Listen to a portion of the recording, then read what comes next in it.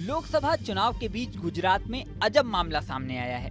गुजरात की लोकसभा सीट से कांग्रेस के कैंडिडेट नीलेश कुंभानी का नामांकन रद्द कर दिया गया है। नामांकन रद्द होने की वजह सुनकर आप हैरान हो जाएंगे। उनके नामांकन पत्र पर 3 प्रस्तावकों के साइन थे, लेकिन तीनों में से एक भी चुनाव अधिकारी के सामने उपस्थित नहीं हुआ। एक भी प्रस्तावक के नहीं आने पर चुनाव अधिकारी ने नीलेश कुंभानी का नामांकन रद्द कर दिया। बात यहीं खत्म नहीं होती है। नामांकन रद्द होने के बाद कांग्रेस के नेता और एडवोकेट बाबू मांगूकिया ने ये कहा कि उनके तीनों प्रस्तावकों का अपहरण हो गया है। जी हाँ, उन्होंने कहा कि हमारे तीनों प्रस्तावकों का अपहरण हुआ है और इस बात की जांच होनी चाहिए कि वो कहां गए। सूरत सीट पर कांग्रेस ने नीलेश कुंभानी को टिकट दिया था। उन्होंने जो नामांकन पत्र भरा था उस पर 3 प्रस्तावकों के सिग्नेचर थे। बीजेपी के दिनेश जोधानी ने कांग्रेस कैंडिडेट नीलेश कुंभानी के फॉर्म पे तीनों प्रस्तावकों के हस्ताक्षर को लेकर सवाल उठाए थे। इसके बाद चुनाव अधिकारी ने तीनों प्रस्तावकों को लाने के लिए कहा था, लेकिन एक भी प्रस्तावक नहीं आया। अपने साथ प्रस्तावकों को नहीं ला पाने पर नीलेश कुंभानी ने कहा कि मेरी सुबह प्रस्तावकों से बात हुई थी।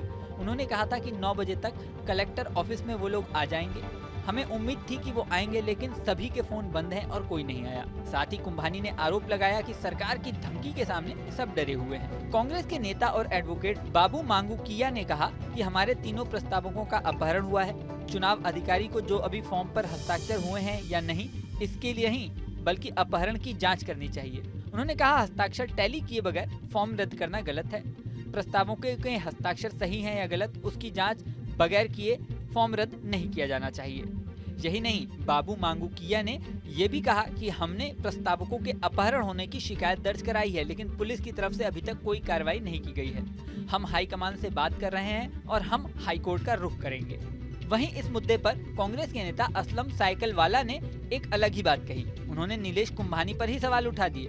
उन्होंने कहा, नीलेश कुंभानी को कैंडिडेट बनाना कांग्रेस की गलती थी। नीलेश कुंभानी ने टिकट का सौदा किया है और वो बिक चुके हैं।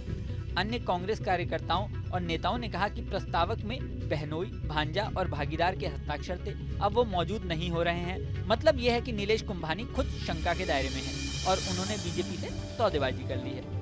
यहाँ आपको ये भी बता दें कि नीलेश कुंभानी के प्रस्तावक में उनके बहनोई, भांजे और भागीदार के हस्ताक्षर होने का दावा किया गया था, लेकिन तीनों प्रस्तावकों ने चुनाव अधिकारी के सामने कल एफिडेविट दाखिल करके कहा था कि नीलेश कुंभानी के फॉर्म में उनके हस्ताक्षर नहीं है।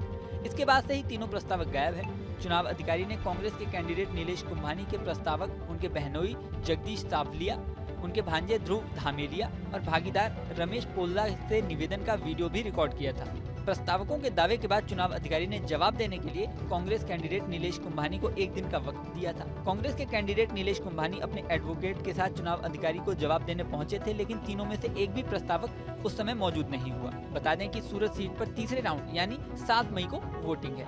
इस वीडियो में फिलहाल इतना ही। बने रहें न्यूज नेशन के डिजिटल प्लेटफॉर्म पर।